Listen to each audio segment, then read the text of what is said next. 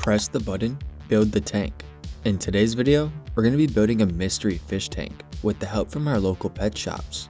These 5 different colored buttons will each represent a random item. So to start our challenge, I started at one of the biggest pet stores in my state.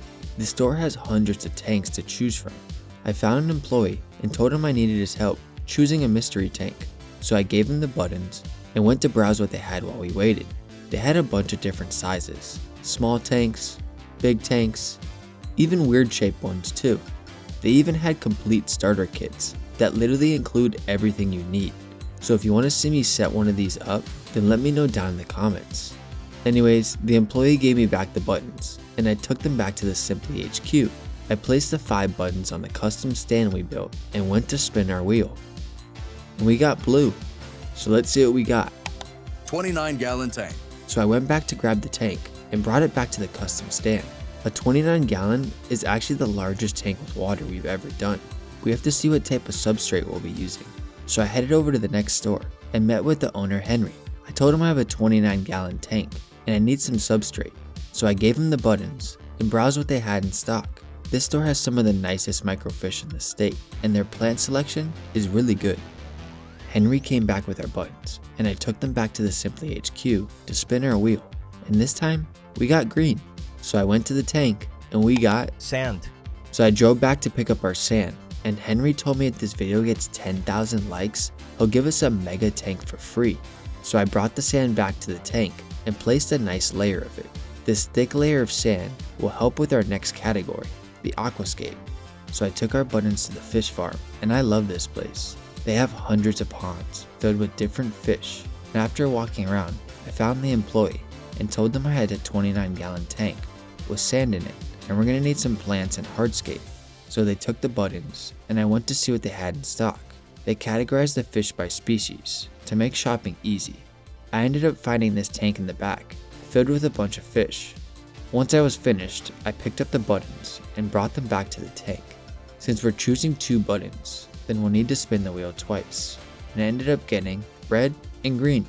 So for our 2 choices, we got Mystery plant pack. Mystery rock pack. So I drove back to pick up our plants and rocks, and I was shocked at how many plants they had in stock. They also told me it would be best to get root tabs to give the plants the nutrients they need to grow. At first, I didn't know if I wanted to start with the rocks or the plants, so I put a post up on my Snapchat, and y'all chose the plants first. I post behind the scenes content you won't see on YouTube, so add me after this video ends. I ended up getting 6 different plants, and I'm not gonna lie, I don't know the name to a single one of these. So I pulled out my phone and used Google Lens to identify the plants. Let me know in the comments if Google got any of the names wrong. Now it's time to add our rocks. I want to see if we can build a rock cave out of the pieces we have, so I took them outside to break them into pieces. It's kind of weird because every single tank I've ever built on this channel, I know exactly what's going to live in it, but this one, it's been a mystery. And once I finished placing our rocks, I filled the tank up with water. Now let's give our tank some time to cycle to make the water safe. I came back once our tank was cycled and it's time to get our mystery pet. So I drove over to the final store and found the manager. I told him I had a 29-gallon tank filled with sand, rocks, and plants, and I needed a mystery pet. So he took the buttons and let me know he got some pretty cool stuff in this week. So I checked out his saltwater tank first, and then I went to the back to check on the shrimp tank because this is one of the stores I sold the shrimp to in my shrimp business video. It looks like they still have some, but they already have sold most of them, so I wonder if any of you watching bought some of my shrimp. As I was getting the buttons back, the store owner Rolly said if this video gets 10,000 likes, he'll let us spend 24 hours at the pet shop. So I drove back to the Simply HQ, and this is the most exciting part of the build. So I spun the wheel, and it landed on yellow, and our mystery pet is baby axolotl. A baby axolotl? I've only seen pictures of those things. They kind of look like aliens. So I drove over to pick up our baby axolotl, and I want to introduce you to Neptune. I've never seen one of these in person before, but seeing it up close actually looks pretty crazy. And honestly, it's way smaller than I expected. But Rolly the store owner told me it's a baby, and these axolotls will grow fast with proper care. So I added Neptune to the tank, and gave him some time to explore his new home. I came back to the tank and everything looks good, but in order to give Neptune the best home, we need to lower the water temperature. Right now the temperature's at 68 degrees, and the ideal temperature for an axolotl is 60 to 65 degrees. So I ordered a water chiller to help cool our water. Neptune still seems pretty active and healthy, but it's best we stay on top of the water temperature so he doesn't get stressed. So I'm adding a frozen bottle of ice to help keep the water temperature down. It's important not to add the ice straight into the tank because the ice could contain low levels of chlorine. So I'll be adding in ice bottles every couple hours to keep the water levels cool. I came back the next morning and our water chiller was delivered. The machine will use these fans to blow cold air onto the top of the aquarium to cool it down. It's not the best option, but it will help cool the temperature. So I set up the chiller. This one has a probe that reads the water temperature, so it'll automatically turn on and off when needed. And while we waited for the water levels to chill, I took a drive over to the pet store to pick up some food for Neptune. Axolotls are strict carnivores that require a high protein diet, so we will be trying 3 different foods. And when I got back from the store, the tank was now reading 66 degrees, so tomorrow we should have the water levels in the green. I came back the next day and our temperature was now perfect, but it seems some of our plants are struggling. I do see that our axolotl likes to rest on them and use them for cover, so I wonder if he's been ripping them up.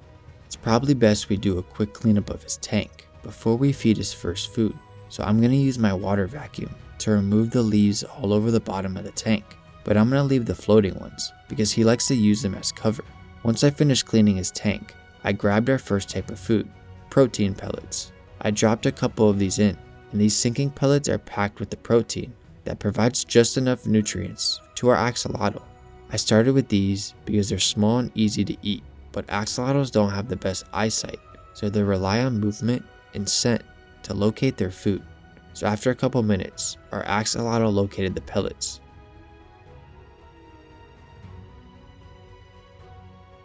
Even our snail smelled the aroma and decided to check it out for himself. So I'll give our pets some time to devour the pellets. I came back the next day and it's time to feed our second type of food. With axolotls, they need to be fed a lot in the beginning of their life. Babies get fed 3 times a day. Juveniles, they get fed 1 to 2 times a day. And once they reach adult status, you can feed them every couple days.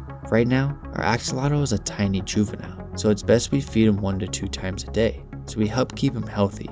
So I drove over to the store and grabbed some bloodworms. These frozen bloodworms are a staple in the axolotl diet, especially when they're young. So I popped a cube of bloodworms into a cup and let them thaw out. Once they were ready, I grabbed my tongs. I lowered the worms in front of the axolotl and he instantly struck him. He kinda reminds me of Sally the frog in the swamp ecosystem. These bloodworms are packed with protein and nutrients that will help Neptune grow quickly in the next months. And the cool thing about axolotls is you can see inside their bodies. You can see their stomachs as well as their organs. So it's kinda cool that we can see when Neptune is full and hungry, but we're gonna stay on a strict schedule so he stays healthy. Let's leave Neptune to enjoy his new meal. We need to do some tank maintenance. It's important we do weekly water changes with axolotls to keep stress levels low. So I grabbed our water change equipment, and it's best to do a 20 to 30% water change.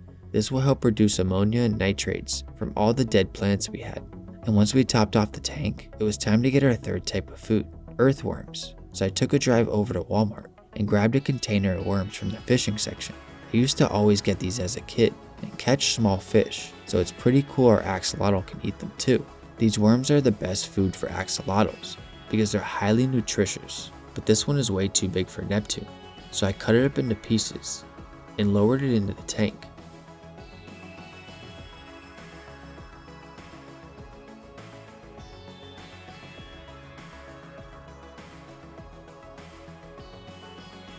With our axolotl fed and his ecosystem doing well, this is only just a start to his journey.